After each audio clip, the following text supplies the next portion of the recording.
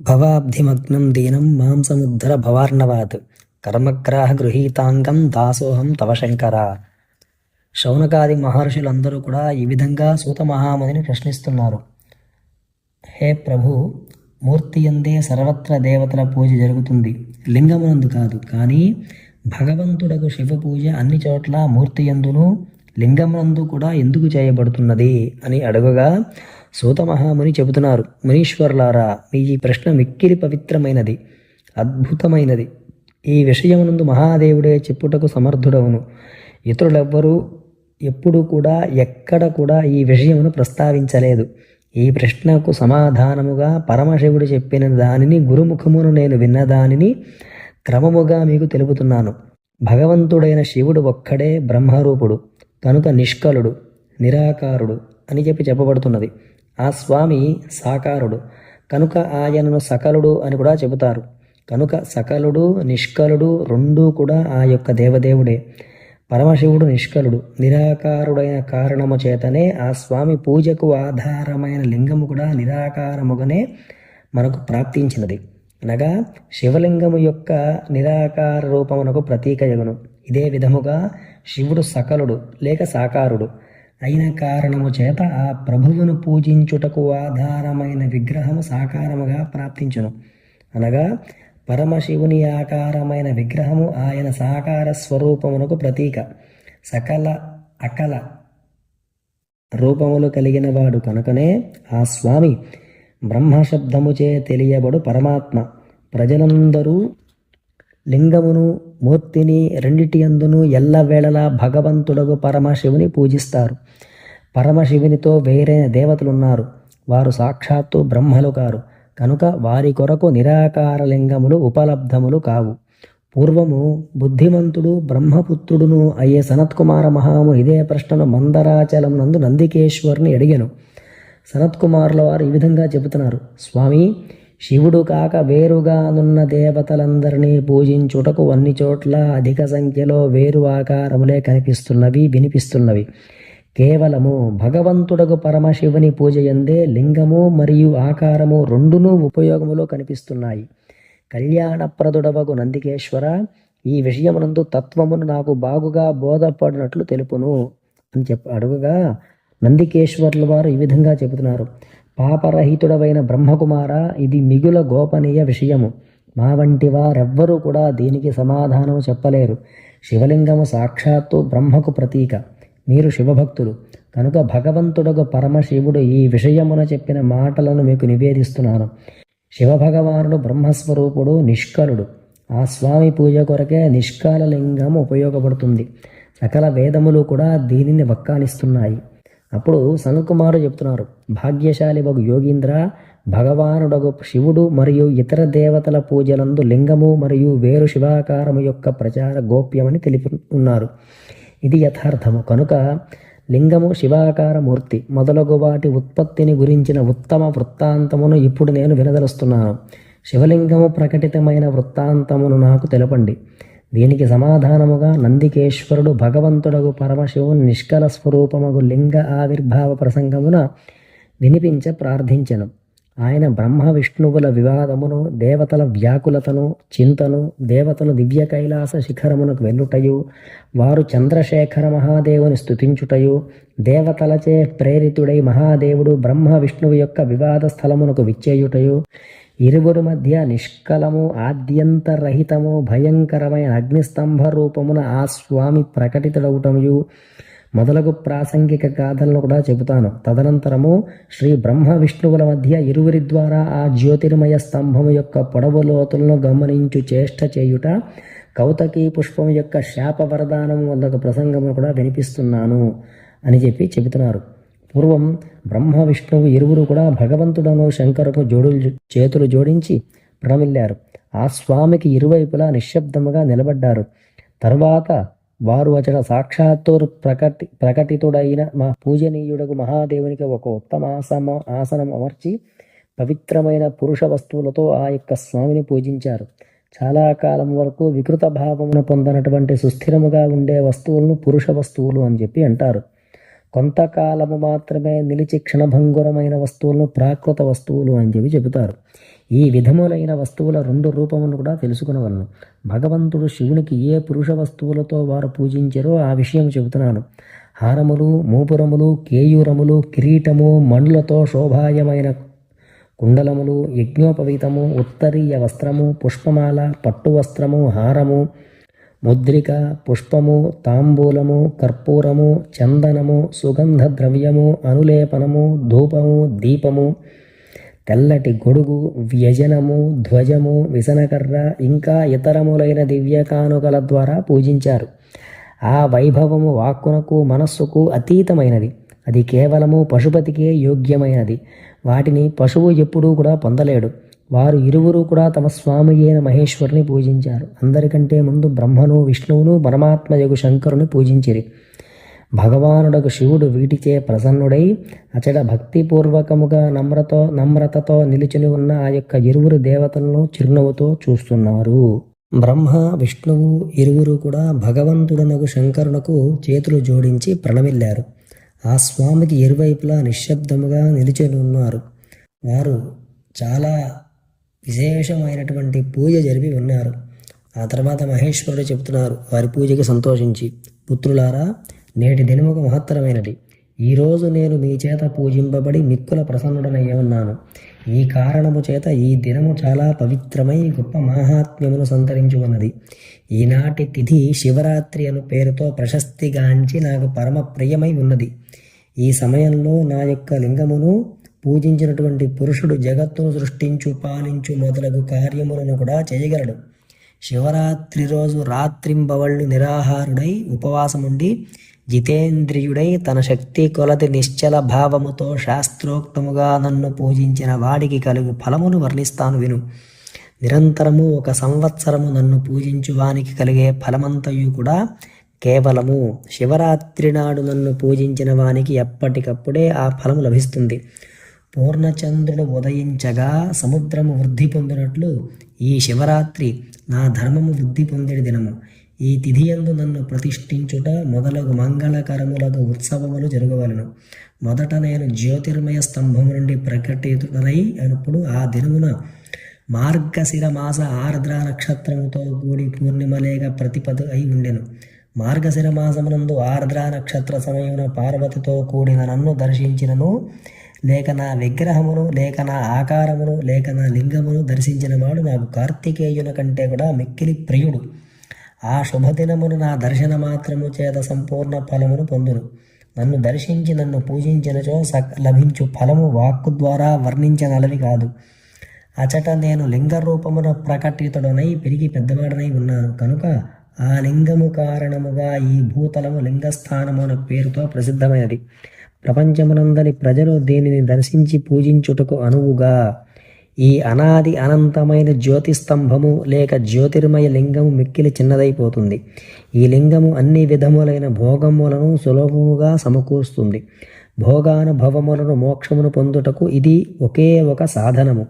దీని దర్శనము, స్పర్శ, ధ్యానము ఈ ప్రాణులను జనన మరణముల బాధల నుండి ముక్తిని కలిగిస్తాయి. అగ్నిపర్వతము వలె ఇచ్చట ప్రకటితమైన ఈ శివలింగాకారమున ఈ స్థలము అరుణాచలము అను పేరుతో ప్రసిద్ధి చెందెను. ఇచ్చట అనేకములైన గొప్ప గొప్ప తీర్థములు వెలయును. ఈ స్థలమునందు నివసించిన లేక మరణించిన ఇలా జీవులకు మోక్షము కూడా లభించును. అచింత్యా వ్యక్త రూపాయ నిర్గుణాయ గుణాత్మనే సమస్త జగదాధార మూర్తయే బ్రహ్మణే నమః.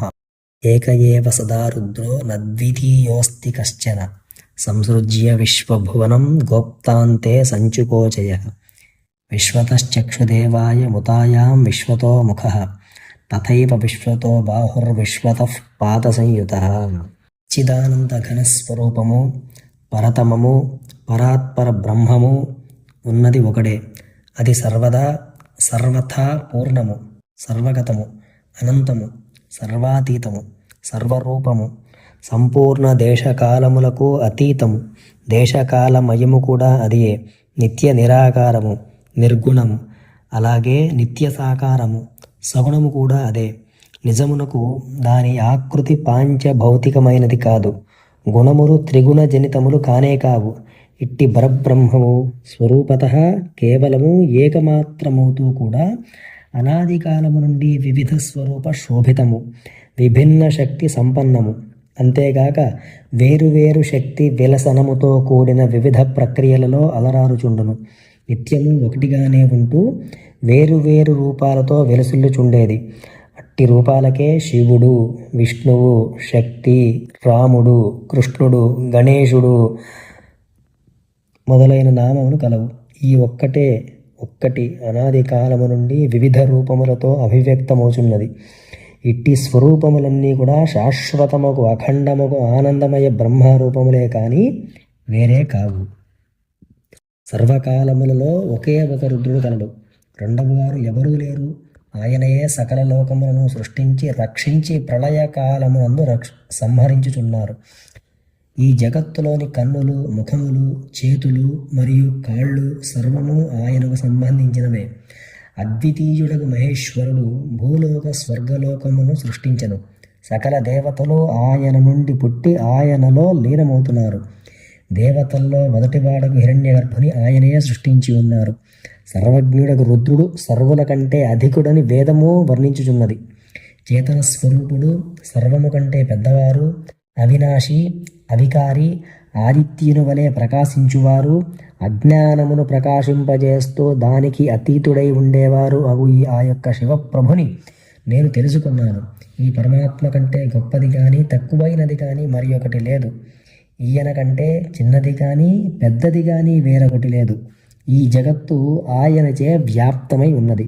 ముఖములు, తలలు, కంఠములు అన్నీ ఆయనవే. సర్వప్రాణుల బుద్ధి అనడు గుహలో ఆయన నివసించి ఉన్నారు. ఈ శివభగవానుడు సర్వమునందు కారణ రూపముగా అనువృత్తుడై సర్వమును వ్యాపించి ఉన్నారు. ఇంద్రియ వ్యాపారమన్నింటిలో కూడా పరమేశ్వరుడే చైతన్య స్వరూపుడై ఉన్నారు. కానీ ఆయనకు ఇంద్రియ వ్యాపారములతో సంపర్కము లేదు. సకల జగత్తులకు ప్రభువు అగు ఈశ్వరుడు సుహృదుడు, సర్వులకు శరణమునిచ్చే చక్కని హృదయము గల మిత్రుడు.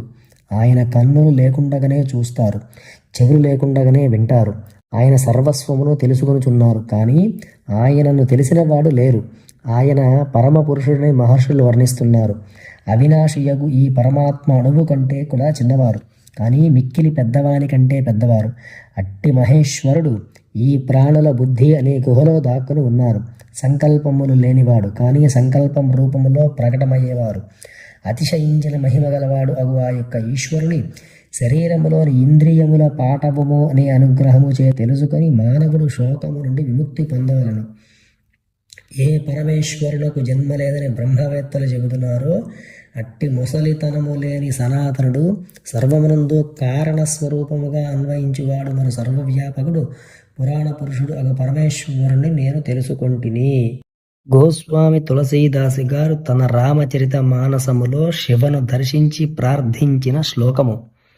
యస్యాంకే చ విభాతి భూధరసుత దేవాపగా మస్తకే బాలే బాల విధుర్గళే చ గరళం యస్యోరపి వ్యాలరాట్ సోయం భూతి విభూషణ సురవర సర్వాధిప సర్వదా శర్వసర్వగత శివ శశినిభ శ్రీశంకర పాతు మాం. సర్వేశ్వరుడైన శంకరుని వామాంకమున పర్వతరాజపుత్రేక పార్వతీదేవి పంకముగా కూర్చుని వరలుచుండును. జటాజూటమునందు చల్లని గంగాదేవి వెలసిల్లుచుండును.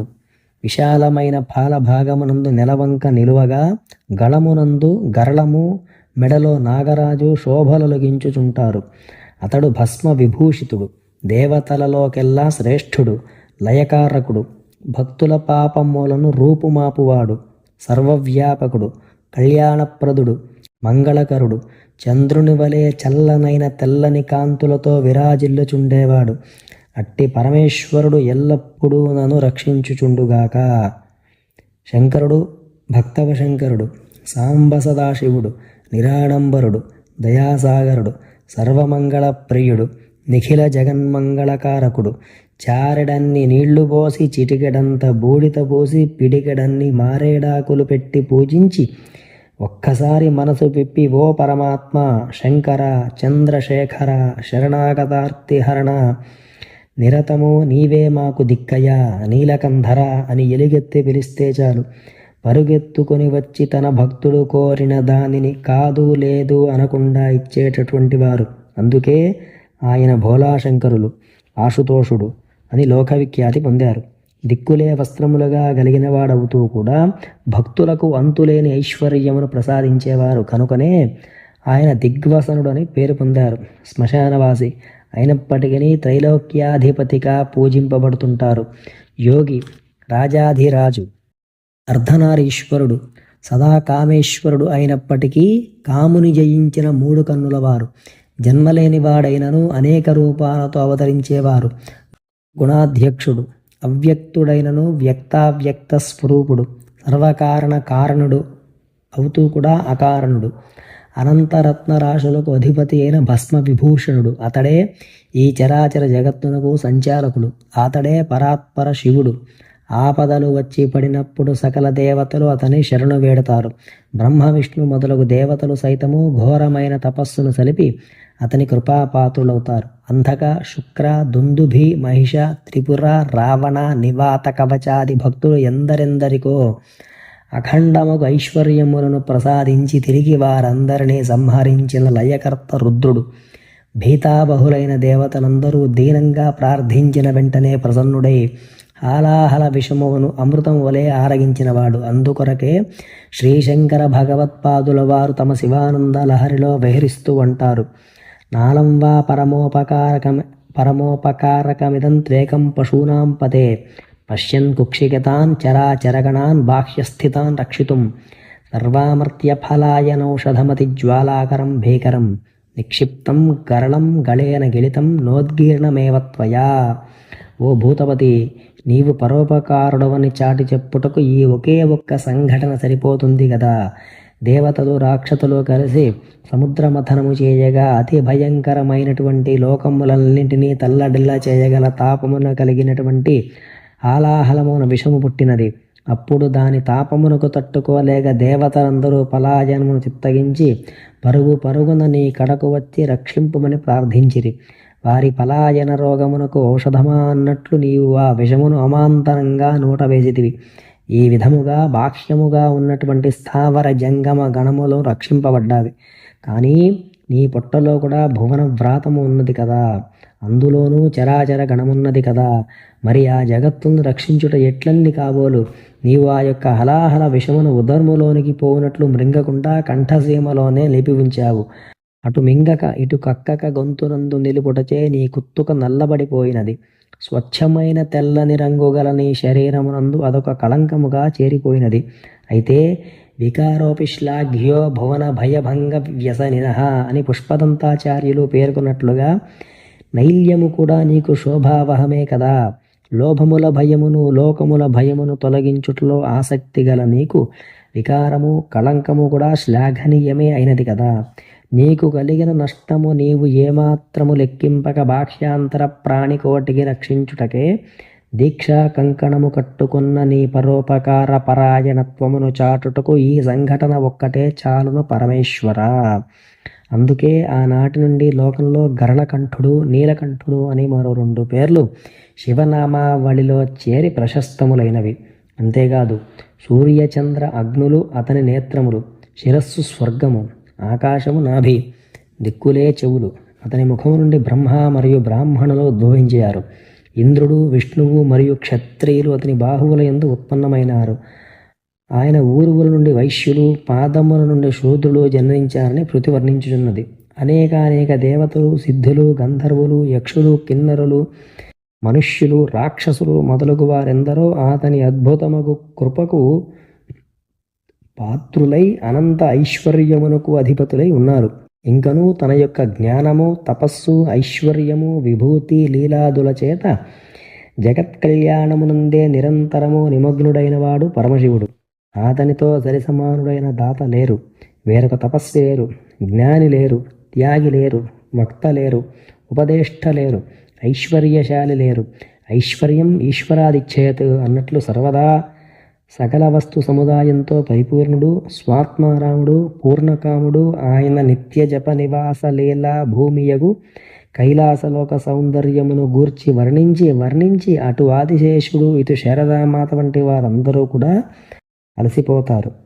అసితగిరి సమం స్యాత్ కజ్జలం సింధుపాత్రే సురతరు వరశాఖ లేఖిని పత్రముర్వి లిఖతి యది గృహీత్వా శారదా సర్వకాలం తదపి తవ గుణానామీశపారన్న యాతి. స్వస్తి.